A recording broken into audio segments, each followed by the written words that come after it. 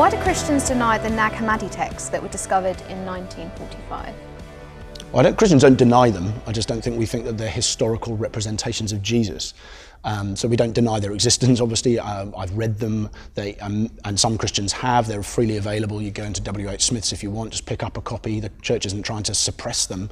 But I think what we'd find is historically, my background is training in New Testament studies. I'm doing a doctorate in that, and just find these are not as historical witnesses to the real historical Jew, Jesus of Nazareth, who lived in Palestine in the AD 20s and 30s, that the Nag Hammadi texts simply don't reflect that historical character. They were written probably 150 to 200 years after Jesus had died, so a long time later than the other eyewitness records. And they also paint a picture of a Jesus who isn't really believably Jewish in any meaningful way. He's a Gnostic.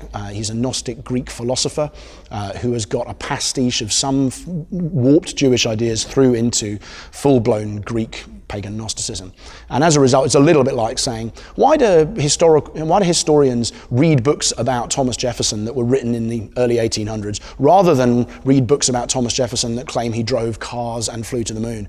You say, well, the reason is because those things are much, much later and we don't think they're historically reliable. So I don't want to campaign to suppress the Nag Hammadi text at all, but the way you read it in something like the Da Vinci Code, they're historical records. Or actually, you talk to critical scholars about these things, they just say they're not. They're Gnostic corruptions or distortions of the Jesus story that come from 200 years afterwards, and as such they're probably not historically reliable, and that's why Christians don't take them very seriously.